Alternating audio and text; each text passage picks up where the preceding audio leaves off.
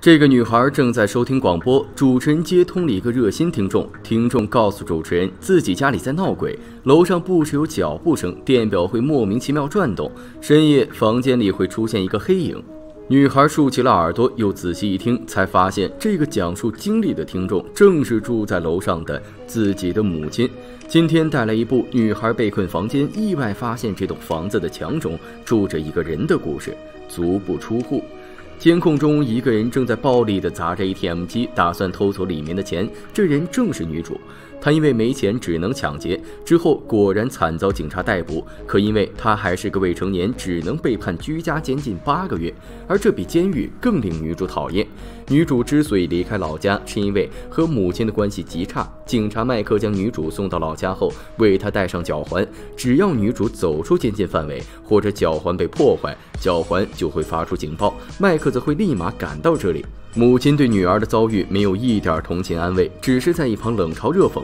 看来对于这对母女来说，未来8个月的相处必定非常艰难。到了晚上，无聊的女主在听广播的时候，却听到一名热心观众的来电，说是家里出现了灵异事件，地下室里经常会有奇怪的声音，家里的食物也失踪不少，用电量急剧上升，甚至还会有披着白布的影子在家里晃来晃去。女主越听越不对劲，这不正是自己母亲的声音吗？尽管女主对于母亲的这番话嗤之以鼻，可夜晚女主却听到墙壁里果真传来了一阵诡异的笑声，这让女主有点胆颤。可她毕竟是连抢劫都干得出来的狠角色，当即壮着胆子来到地下室查看，可是地下室却空无一人。而接下来几天，女主才发现自己家中真的出现了灵异事件。每到夜晚12点整，墙壁内便会传来诡异的手机铃声，女主实在忍受不了，于是循声找到了地下室。可刚到地下室，灯就灭了，女主紧张极了。这时一个身影在身后忽然闪过，她连忙点起应急灯，竟然看到了一个人包着一块白布凭空向自己飞过来。女主吓得惊慌失措，一不小心撤掉了白布，这才发现只是一个耶稣像。而就在这时，因为地下室信号微弱，她脚上的脚铐突然发出警报，声音非常刺耳。就在这时，一只手猛地伸出，狠狠地抓住了她的脚踝。这下女主是真的吓坏了，直接撞上了储物架。正在挣扎之时，灯忽然亮了，原来是母亲闻声赶了过来。女主连忙告诉母亲是真的有幽灵。母亲还没来得及对女儿发出嘲笑，就听到楼上传来了一阵异响。父亲上夜班不在家，母女2个人都在地下室，家里没有任何人，那么又是谁在楼上呢？母女2人惊恐地盯着楼上，那个声音越来越近，最终母女俩率先出手，上去对来者就是一顿暴打。可没想到这人竟是警察麦克。原来麦克收到了女主脚铐的警报，只是过来查看情况，而他是一名典型的灵异事件爱好者。听到女主讲述家闹灵异后，居然兴奋不已，还在女主家安装了摄像头，打算记录下来好好研究，这多少让母女俩有些安心。可怪事并没有就此结束。这天晚上，女主的房间内突然出现了一只玩具熊，女主感觉这太诡异了，于是把它抡进了壁炉里。可第2天，原本烧着的小熊再次出现在了女主的面前，这让女主惊呆了，连忙告诉了警官麦克。可麦克看了看监控，什么发现都没有，只好将玩具熊带走。女主也怀疑自己是不是生病了，于是便向社区的心理医生求助。心理医生听完了她的讲述，只是认为女主需要多加休息，这一切都是她的幻觉，不要想太多。女主又向父亲求助，父亲却告诉她，这栋房子以前是个孤儿院，当时她看着便宜便买了下来，没有想到会发生这种事。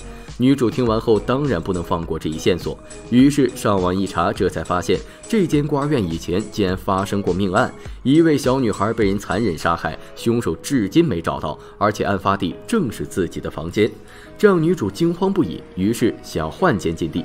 但是麦克和心理医生却都认为女主在说胡话，女主百口莫辩，暴躁不已，在众人面前抓狂。而就在这时，灯光突然一闪，一个身披白布的人影一闪而过。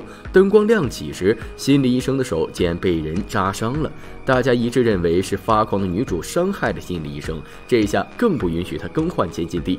女主蒙冤又无法解释，便心一横，与其坐以待毙，不如主动出击。她直接赶到地下室，对着空气询问那个幽灵究竟想要做什么，自己怎样才能替他报仇。没想到话音刚落，周围就传来异响，女主寻找去，发现了一副假牙和一个怀表。她联想到孤儿院的伤人事件，当即找到麦克，两人推测这是受害者的幽灵在引导自己寻找凶手。之后，他们便开始了调查。首先，他们将目光放在了隔壁邻居身上，他一个人独居，行为古怪，从不与人接触，十分可疑。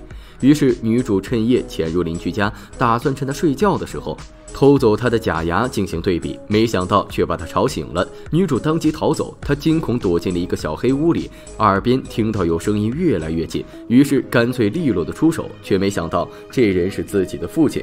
于是父亲直接进了医院，这让女主十分内疚，她只好把所有的希望都寄托在了麦克身上。麦克利用自己警察的身份，直接询问邻居是否认识这个假牙。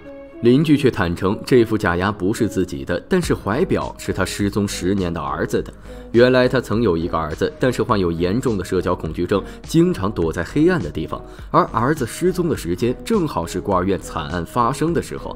听到这里，麦克心里已经有了答案，他联想起那只玩具熊，推测出邻居的儿子就是凶手，而且此时应该仍旧藏在女主的家中。此时女主也在自家的墙壁上发现了一个洞，她小心翼翼地向前看去，发现里面竟然藏着一番小天地，而最重要的是，里面竟然有一个长发满脸胡子的男人。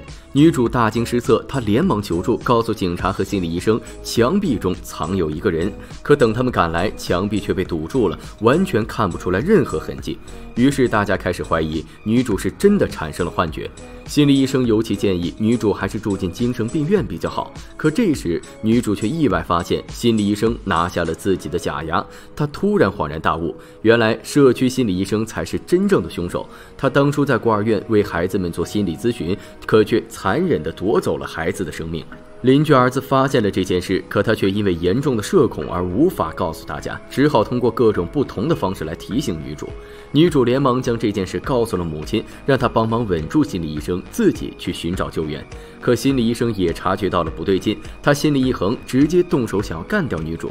女主于是躲进了地下室，眼见打不过，她灵机一动，赶紧掰断了自己的脚铐，之后又带着母亲躲到了邻居儿子的墙里。之后麦克听到了警报，连忙赶到了女主家里，却看到心理医生狼狈不堪地跑出来开门，他污蔑女主犯病，开始攻击所有人，现在还躲到了墙里。